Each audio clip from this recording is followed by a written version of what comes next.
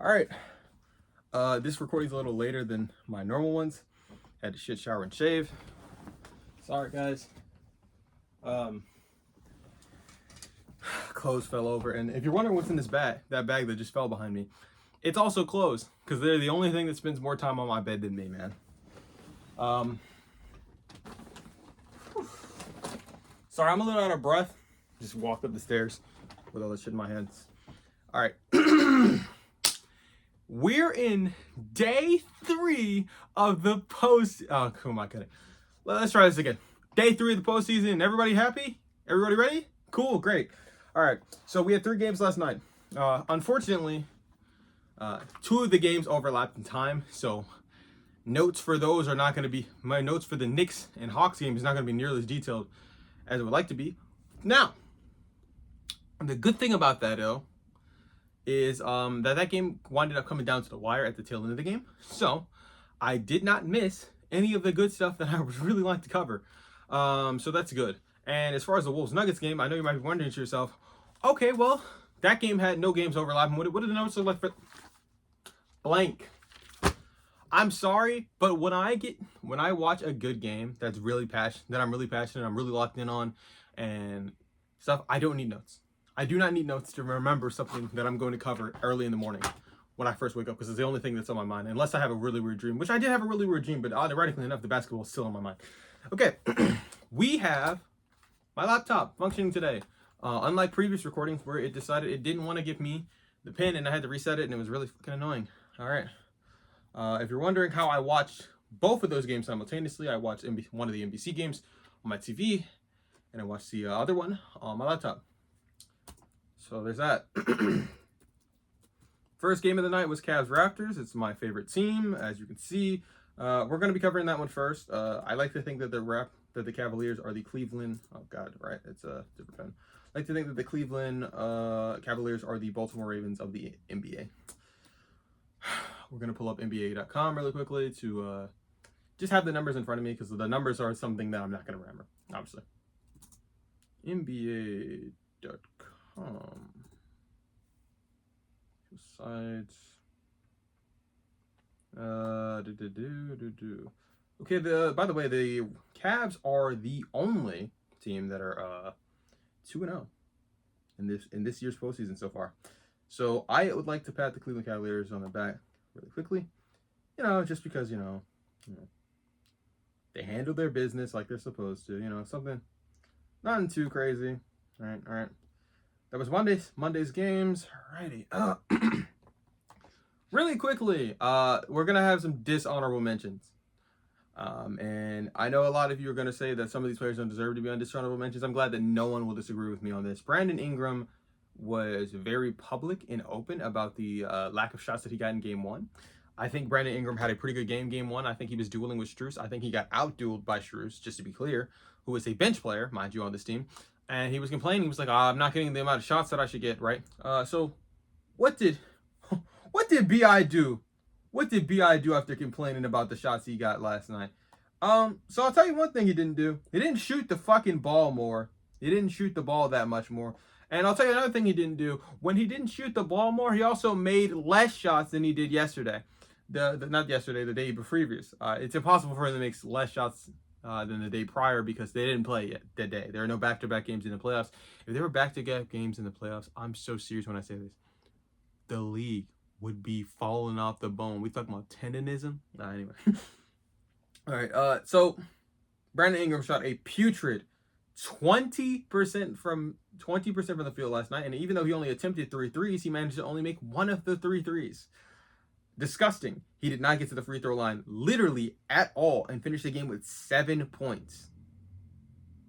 He had 5 turnovers as well, by the way. And a lot of these turnovers, now, turnovers are not all turnovers are not created equally. A dead ball turnover is much less impactful than a live ball turnover, because a live ball turnover, for those who don't know, is something that can get you running into transition, and the Raptors are a team that want to be in transition. So the Cleveland Cavaliers did turn the ball over more than they did last game, but got some bad news for everyone involved. And Harden did turn the ball over quite a bit. But I have really bad news for everyone involved. Every turnover that the Cleveland Cavaliers generated, they gave up last night. One, it was not nearly as much as the Raptors did. And two, when the Cavs did eventually turn the ball over, the Raptors would almost certainly, in like 66% of the time, it felt like every 2 turnovers that the Raptors generated, the Cavaliers would get it right fucking back. Out of the 3 turnovers that Raptors would generate, the Cleveland Cavaliers would get it right back on almost all of the possessions. It was disgusting. All right. And I think everyone can... let me just relive some of the moments for you guys really quickly. RJ started the game off great. Now, I do want to point this out because this game was another game that was close at a certain point. It was 48-54 going into half. And I just want to point this out. The big 3 from the Cleveland Cavaliers, which would be Harden, Donovan Mitchell, and Evan Mobley, obviously, they were shooting good. All right. Both of them were shooting both of the 2 guards were shooting 6 of 11 at this point in time. Both of them had 15 and 16 points respectively. But Evan Mobley was the most effective last night. He had shot a perfect 6 from 6 going into the half, and he was just amazing. B.I. had recorded his first shot in the second half. He had his first make in the second half. The first make he had was in the second half of the game. That's not... Look, I don't think anyone needs me to tell them this. Brandon Ingram, who was an All-Star this year, and he shit the bed. There's nothing more to say about that. He shit the bed. It was awful, really bad. And if you're wondering why they lost last night, I mean, hey, pay no attention to the bench. The bench actually held their fucking ground. Let's talk about the players that are... By the way, Scotty Barnes had a good performance last night. I don't want anyone to get that twisted. I just don't think that his 26 was as impactful. He was a -17. It literally felt like every single time that he was in the game that they were just fucking losing. It's not his fault, by the way. 26 on 11 of 19 shooting. That translates to 57% and 25% from 3. Again, he shot really well on his catch and shoot threes, and his threes that he tried to self-create for himself, they did not go well. And the Raptors just could not find themselves at the free throw line that often last night. It was just really, really weird. Maybe their play style doesn't generate a lot of free throws. You would think they would generate more, but they just could not find themselves at the free throw. RJ and Scotty did their jobs. The bench was great. Mamu had, let's see. Sorry, my bad. Walker had 14. Mamu had 12. Colin Murray Boyles. I was shouting him out and I spelled his fucking name wrong in the notes because there's no way I could have ever guessed how Boyles was spelled. I'm not gonna lie. It's 17 points. The bench gave them great production. The problem is the Cleveland Cavaliers starters actually dogged them. And I know you're gonna say to yourself, what the fuck did Dean Wade do? So let me just clue you in on this. Dean Wade is here to fill up space, right? He's a slot 1 player. The reason we have Strus come off the bench is because sometimes we need a lot of shot creating off the bench, and Strus fills that role. Strus is good enough to start on this team, and in fact, he did start on this team last year. But we need shot creating off the bench. Don't want to run every single guy into the ground. That's what's gonna happen with the Cleveland Cavaliers. And by the way, I just think again Tyson did not play well. He was bad again but he had played less minutes, so he was less impactful in a negative way than he did the previous game. Strus obviously could not have recreated what he did in the first game. Strus went fucking nuts. I know you guys saw the Strus in Miami. This is the Strus that we got yesterday, the previous game. This Strus, I'm fine with this. This was fine. Let me see his fouls really quickly. Personal foul. Strus did not foul last night. No, Strus had 2 fouls. My bad. I was looking at Dennis Schroeder's numbers. The numbers kind of blend in. The columns are not really as well defined, and the lines are not darkest enough for me. Sorry. But yeah, that's what that happened with Strus. Strus was fine. We really didn't need it. Mobley was shooting 11 from 13 from the field. That's gonna break the back of a lot of teams. His defense was also really, really good this game. That's going to have you in a very fucking bad position, especially when your stars are not playing as well. And by your stars, I mean Brandon Ingram, because again, Scotty played good, RJ played good. The rest of the starting lineup, I mean, I don't really think I had any expectations in the series going in for Jakob Poeltl and Sheed to be really good guys. I didn't. Sheed opened the game shooting well. He did not take a lot of shots this game. I really don't know why he didn't. He was in foul trouble, I will say that, but still. 5 shots from Sheed, and only 1 of them went in. He was not a threat on the floor when he was even on the floor. He was not on the floor very often with the fouls. Merrill did what he does. He stretches the floor, gives us a little bit of threes. I don't think there's really anything else to talk about with this game. Keon Ellis. Keon Ellis in his 11 minutes. I'm not going to say that he was god-awful, but I'm just saying when I saw him take shots, near like the third and the second quarter, it was kind of rough. Tyson and him are not playing a super whole lot of minutes, so I don't really have expectations for them to play out of their fucking mind or anything. But like it was kind of tough to watch those guys play. But the starters were really good, so it didn't really matter. Again, the separation came because the Raptors again could not stop turning the ball over. And there were some really good moments from the Cavaliers, but I really just don't think that those moments are needed to be recapped and recapitulated, simply because it was the Raptors were just playing fucking horrible. I feel like every turnover led to baskets, and with the big three scoring a combined 83 points, it's going to be very hard for a lot of teams to win games against that. That's going to be tough. Let's see. I wrote the Cavs fossilized and finalized the Toronto Raptors in Cleveland. The turnover sent these teams their way. The dinosaurs. All right. Did I write how many turnovers that they had in total?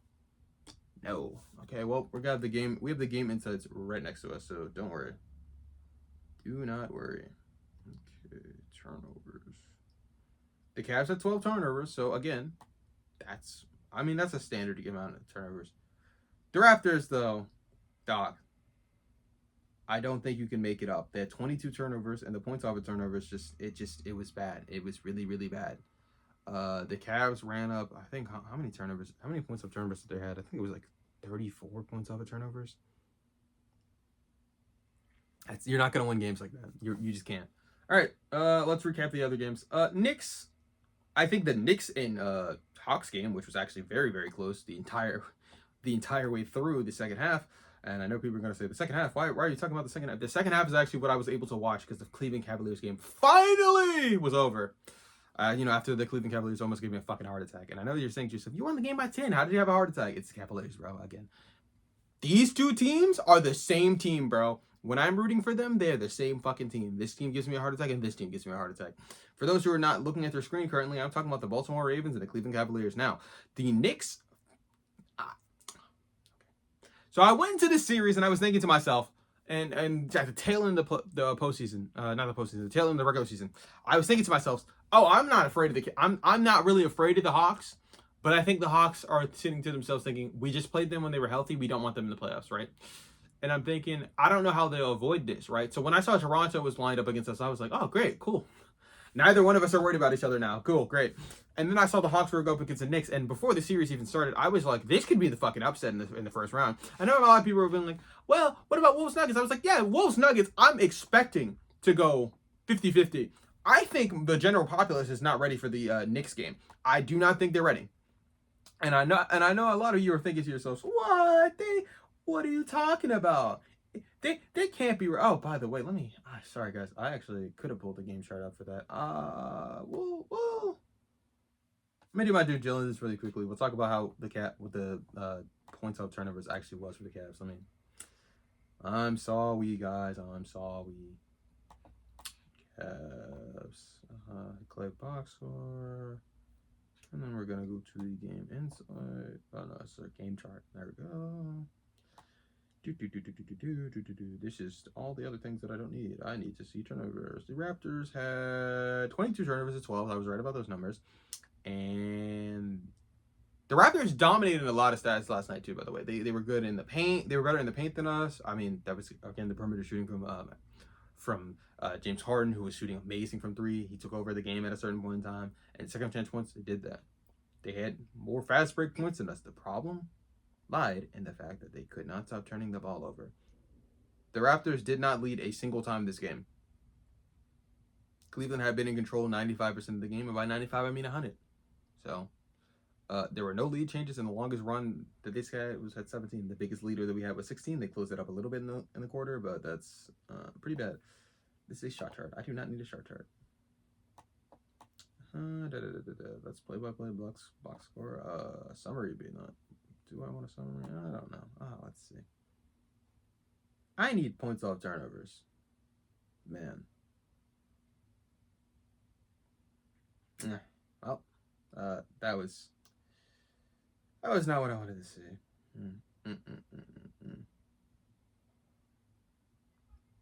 I'm sorry, guys. Let me go back to the next game. All right. The Knicks went on a couple of runs and first quarter, and I was thinking to myself, I don't really know what the Raptors, the Atlanta Hawks are going to do. I'm thinking in my head at the beginning of the game, Dyson Daniels is not a shooter. He's not going to be very effective on the court. I think if he's not limiting Jalen Brunson in the way that you hope to see him, you should just take him out of the fucking game. And that's what they did. He only had 26 minutes this game. I was thinking to myself, Jalen Johnson is not being very impactful, and I need to see more from him. Don't worry. And during the run, we saw a lot more from Jalen Johnson. Some great decision making, stuff like that. And I'm thinking to myself, Kuminga is the only guy they need to take Kuminga, and I need to see him off the bench really do something. And I'm thinking to myself, CJ and Brunson are still dueling with each other, but I need to see more from Nickeil Alexander-Walker. Walker, by the way, had a little bit of an injury scare for us. He left the game. OG also had an injury scare. Another one, by the way, from the previous game. And I was thinking to myself, this is problematic. What are we going to do? What's going on? Like, what's going to happen? By the way, I don't have any notes from the runs because I was glued to the TV. I could not take my time to look down and hit the pin. And I couldn't. I was glued to the TV. So if anyone's wondering, why don't you have notes for this game and you have notes for the other game? Glued. Eyes were glued to the TV, dog. I couldn't look away. CJ went fucking ballistic last night. Now, he almost choked the game away, but CJ is the only reason that they were even in this game to begin with. Well, not the only reason, but one of the only reasons he was in the game. Brother, CJ had 32 points last night in the duel that he was having with Brunson. And by the way, everyone's thinking to themselves, there's no Trae Young in this series. It's not going to be as fun as the last time they happened. It's not going to be as fun. And by the way, the last time the Hawks and Knicks played against each other, the Hawks wind up going to the conference finals. History repeats itself again, I guess. I don't know, right? First round series, right? We're all thinking to ourselves, right? No. So, is it the same? No, but dog, it was crazy. And by the way, that's 32 points on 7 free throws attempted, 5 made. And let's just say what he shot from 3, not pretty either. 3 for 10 from 3. By the way, I didn't even know CJ could take 10 threes in a game. I didn't know CJ was like that. Guarantee you most of those misses from 3 were pretty early into the game. So he did not lose confidence. Kept going. He still had 32 points on 54% shooting. 12 of 22. He missed 7 threes. His percentage is still above 55. It's still around 55%. Think about that. The mid-range work, to get into the basket, all that shit, it was green. Anything inside the arc was green. He was zen the fuck out. He was in that mode. I'm thinking to myself, if I want to see this team win, I need production from, and by the way, he has been great for them the entire time he's been in Atlanta. I'm thinking in my head, if CJ is going to do this, if CJ and this Hawks team are going to win, bro, I need production from Jalen Johnson. I need production from Nickeil Alexander-Walker. Turns out, all you really do need is fucking CJ. CJ went fucking nuts. CJ went nuts last night. I don't know what to tell you guys. CJ was going fucking crazy. And by the way, he led the team in assists. Nickeil. So if you're wondering, what the fuck did Nickeil do if he wasn't scoring points last night? I thought he was getting Shea comps this year. He is getting Shea comps this year. Do you know what Shea does that Nickeil does to a greater level? Because he's allowed to lock in on that side of the ball? It's fucking defense. Defense, oh my. The defense that him and Dyson were playing on Brunson was very impactful. They made him pass the ball more. Last game, let me see how many points he finished the game with. 29 points. He finished last game with 28 points, and 17 of those came in the first half. This motherfucker was limited tonight. He was limited tonight. By the way, Mikal Bridges also failed this team last night. He had a chance to win the game. Missed. And the only reason they had a chance to win the game is because the Knicks.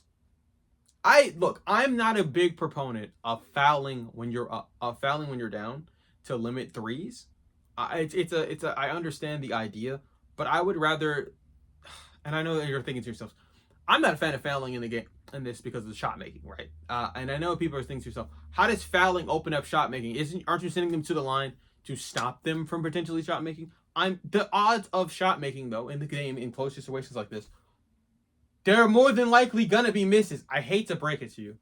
Game winners are important and rare to us because in moments like this They're rare. And also, I think people misunderstood why Mike Brown didn't fucking call a timeout last night. The plan clearly was foul so you can pretend foul so you're up. And if none of the shots go in, we need to race down the floor. When they miss that second free throw, you race down the floor and you try to get a good shot. This is the best shot you're gonna get because the defense isn't set. If you allowed this team to set their defense and not move, they're going to win that game. And unfortunately, Mikal doesn't hit the shot.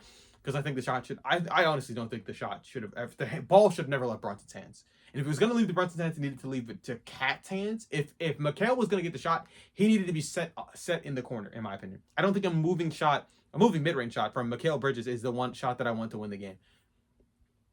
Again, though, Mike Brown trusted his players in that moment. Did it bite him in the ass? Yeah, absolutely. Did the Knicks have a fucking run where they just choked the fuck out? Yeah, absolutely. Did Josh Hart's impact in the beginning of the game, was his impact in the very beginning of the game? Yeah, absolutely. Absolutely. The defensive rebounding, by the way, the rebounding from Josh Hart last night, amazing. The assist, amazing. The turnovers, it's only one turnover, not bad. One steal. He was a Swiss Army knife last night. It was amazing. Him and Brunson played really good. I don't know who needs to hear this, but the problems were what we thought they were. It's Jordan Clarkson. It's Jose Alvarado. It's literally the bench being filled with nothing but fucking guards who are not shot creators in the slightest, in my opinion. And I know people are gonna say, "But Miles Bryant can hit. Miles Bryant can get a shot in." Yeah, sure. Cool, right? He can get a shot every now and then. Normally, it comes off the action of Brunson being still on the court, but he can create in moments and stretches. It's the same thing that we have. It's the same thing that we have with the OKC Thunder. I get it. I love Cason Wallace. I love Jared McCain. I love the guys off the bench. They're good. They can get you some shots. They are not as consistent as a Brunson. Do we understand that? Thank you. The same thing with fucking LA. Can Luke Kennard get you some buckets? Yeah, he can get you some buckets. He can even win you a game. He did it. Yes, he did it not yesterday. The day before yesterday. That's not the offense I want. I want Luka to have the ball in his hands. I want Austin Reeves to have the ball in his hands. I want Cat and Karl Anthony Towns to have the fucking ball in their hands. I don't want Miles McBride shooting this many. He didn't even shoot that many shots. He still fucking sucked. By the way, when Mitchell Robinson found himself in a little bit of foul trouble, and they were fouling him and sending him to the fucking line, guess what? He was pulled out of the game. He did not see the floor again last night. Do you know why he didn't see the floor last night? They were playing him off the floor, dog. They were. CJ, whenever he found that mismatch, blew right past him to get to the rim. And that's no disrespect to him. Every big in the most bigs in the NBA can't hang with these guards. They can't. But that's really enough for talking about this game. Again, Jose, nothing last night. Jordan Clarkson, very meaningless baskets. He got some to go in, 7 points, but very meaningless baskets. And then Shamet had a very tough fall that was fucking awful. I thought he was done. It clearly kind of rattled him. Only took one shot. He played 9 minutes last night. That was not what you want to see. By the way, I don't know why Tyler Krulik is not getting minutes. I have no idea. I want Tyler Krulik in the game. I want Tyler Krulik minutes. I know people are saying he's a G League player. I think Tyler Krulik has proven himself in high leverage moments, like when you guys won the cup this year. That happened this year. I don't know why people are forgetting about that. Probably the only trophy they're going to win this year, but I want DOR to touch the floor. Sometimes you guys need another big, and with you not playing him because he can't shoot. DOR is going to hit those free throws. You can't foul DOR. Spaces the floor too. I think it just would be helpful to have him on the floor, and then you could have Josh Hart come off the bench, in my opinion. You could go double. I think you could go double big with Mitchell Robinson and Karl Anthony Towns, and then have DOR come off the bench to give you some more offensive production.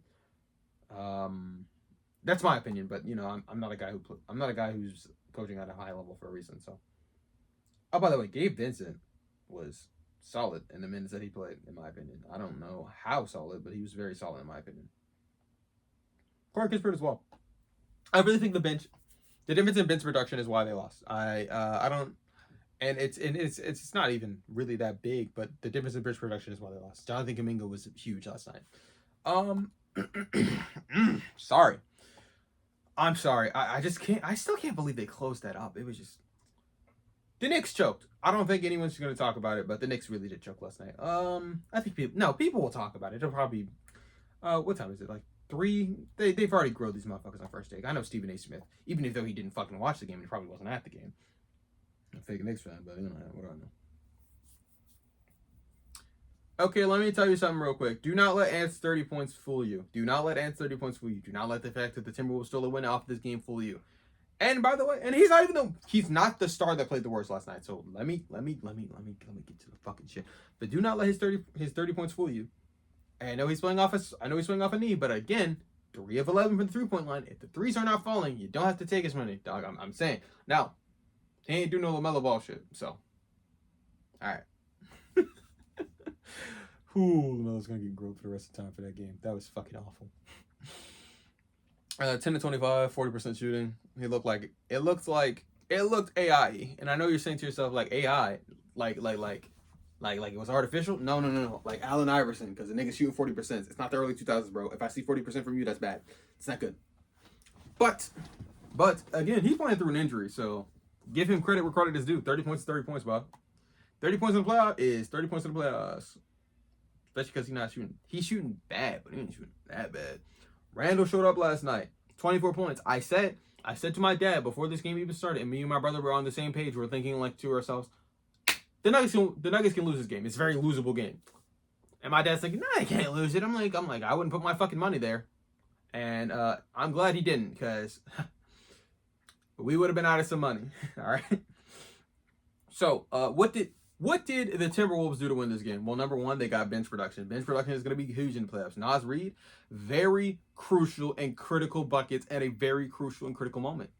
Bones Highland was having moments. Ayo Dosunmu was having moments. In years prior, they lose this game. Absolutely, because they don't have the protection they get from them.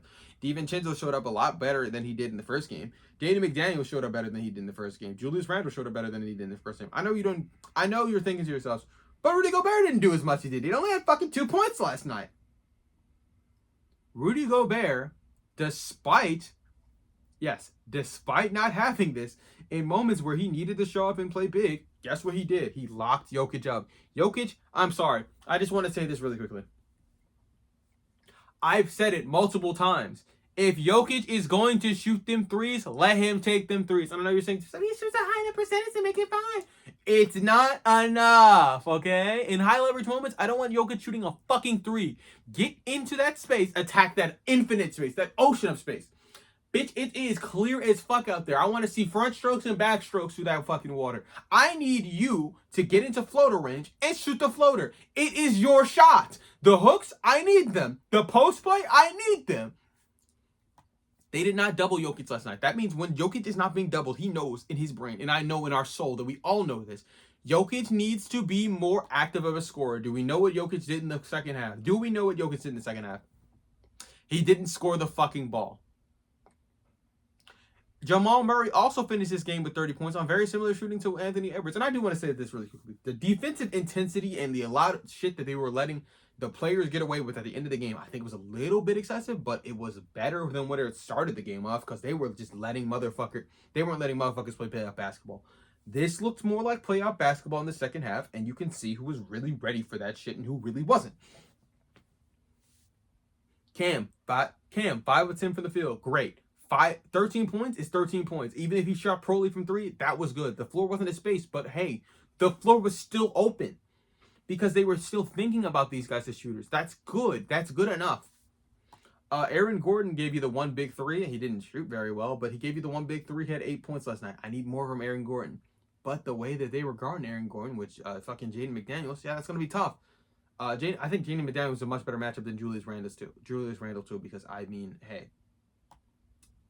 By the way, McDaniels, motherfucker fuck around and got locked up. They won't let them out. He had them motherfuckers in clamps.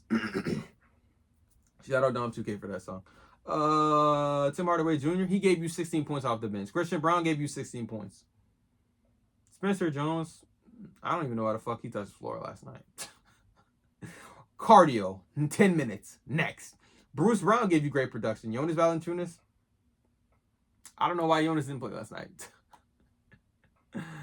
I'm not really sure why he didn't play last night, but it wasn't pretty. It's because Jokic played a lot of minutes last night. He played 40 minutes. Okay, so let me tell you this real quick now. Jokic had 15 rebounds. He had 24 points, and I know he had 3 turnovers. How many assists did he have? Let's see, 8. These sound like good numbers. The problem is with Jokic is the problem that we've said for the last 4 to 5 years. There are motherfucking moments where this motherfucker gets way too passive. If Jokic is going to pass the ball that is not going to fucking go at you and attack, that's fine, bro. They needed you to attack last night. They weren't sitting doubles. You know in your heart and your soul that you need to be putting shots up. He didn't put shots up. He passed off shots. The same thing that we criticized Ben Simmons for in 2021 is something that I saw him do last night. He had an open floater. He's the best floater. He's the best person to shoot floaters. He missed it. He missed the opportunity. And I don't mean he missed the shot. He didn't take the opportunity. He passed it to Christian Braun. And yes, Christian Braun went to the free throw line, but that is the exact same thing we just grew up Ben Simmons for 2 years ago. 2 years ago. It's been a while now. At this point, is it the 2020? Ooh, damn. 2021 season. Yes, that was the 2021 season. Wow. I'm getting kind of old. Oof. Yeah, that was not important. That was not impactful. And again, Murray started this game off really, really hot. The splits that you see at the end of the game, that's because he got colder at the half. He stopped shooting as many shots. That's not okay. That's not acceptable. Your guys need to be your guys. And I know that you need production from these other guys. And they played a lot of minutes last night. It's playoff basketball. I got to be ready for those minutes. I don't know if... and Adelman clearly believed in these guys to play these amount of minutes. Because if he didn't, he would have pulled them out. And by the way, Ant did not have to play that many minutes last night in comparison. I mean, he played 40... No, I'm wrong. My fault. Really, when you think about it, Ant and Jamal Murray had the same game. Really, when you think about it, bro, I've seen moments where he knows what to do with Rudy Gobert on him, and I've seen moments where he just completely doesn't. I don't know. And by the way, Rudy is the best possible matchup for him. So I don't want people to like think that this is like just, oh my God, Jokic has never played against him, and Jokic doesn't know what the fuck to do. No. They've matched up before. Some moments he's like, I'm ready for what Rudy Gobert is bringing to me, and some moments he's not. I don't know. By the way, the one Rudy Gobert bucket in this game was a massive putback that could not have come in any better of a time. It was a backbreaker too. By the way, Naz Reid. I don't know if y'all know this because Naz Reid had 11 points last night, but previous 6 men of the year, Naz Reid was yamming and jamming last night. There were a lot of shots, and he was chirping at Anthony Edwards, who was on the bench at this point in time. He was chirping at him like, Ant was saying like, I need you to shoot those fucking threes, bro. We know you shoot the threes. And he's like, fuck that. I'm going to play big. These niggas can't guard me. Got to the rim. Yam. Got to the rim. Yam. Got to the rim. Yam. Got to the rim. Yam. And as far as what he did from the free throw line, nigga, he hit them bitches. 2 for 4. Now, he did have a pair where he just completely missed. But that pair did not bite them in the ass. Same thing I said with CJ McCollum. Did they miss some free throws? Yes. Were they clutch free throws? Yes. Did it bite them in the ass? No. And that's the good part. I'm not gonna lie. I need to see the Nuggets. They gotta show me something. They gotta show me something in game 3 in Minnesota. They have to show me something. I know the Nuggets can perform on the road. If Minnesota lost this game, they were not winning the series. They had no chance of winning the series. Splitting the games 1-1 in Minnesota, that is in Denver on the way home to Minnesota, that's huge. That is huge. These two teams are very familiar with each other. Let's see what they do in game 3 and 4. Obviously, Chris Finch. By the way, Chris Finch, chef's kiss last night. Love the defensive scheme that I was seeing from him. Loved it all. I loved it all.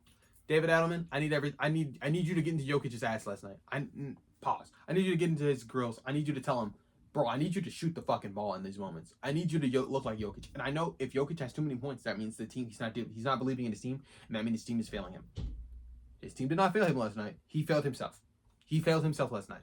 And the production I saw from Jamal Murray was good. It was enough to tie with Anthony Edwards. You need Jokic to step up. That's the difference. That's the difference between winning and losing last night. What was the final score? 119-114. That's the difference in winning and losing last night. The production that both of these guys and teams got from their starters and bench was very similar. The difference in this game came down to the stars. It's not more to it. It's not. Today we have the Celtics and Sixers. I'm not going to log in nearly as much on this game. It'll be the first game, so I will be covering it in a little bit more detail because I'll have an opportunity to. But I expect this game to be over very quickly and very shortly. I will have a lot more time to lock in on the Spurs versus the Portland Fail Blazers. Yes, the Portland Fail Blazers and IDF, man. And we will have to, unfortunately, see for our 10 o'clock game. Oh, God. Fuck. All right, the 10 o'clock game is the Lakers Rockets. Before I even say anything, let me just go to the game and see who's expected to play tonight. Who is expected to play tonight? God. Let's see who's expected to play tonight. I really hope it's LeBron James and Kevin Durant, dog. By the way, Luka's a lot closer to coming back than a lot of people realize. So keep that in mind. Second. I'm sorry, I'm doing this on camera, but I could really do this off. But if you liked the video, comment, subscribe, all that stuff. But let's see. If you don't get this bullshit on myfacenba.com. Preview. Who's expected to play? They're marketing it as KD playing, but I don't know if KD's cleared to play, dog. I do not know.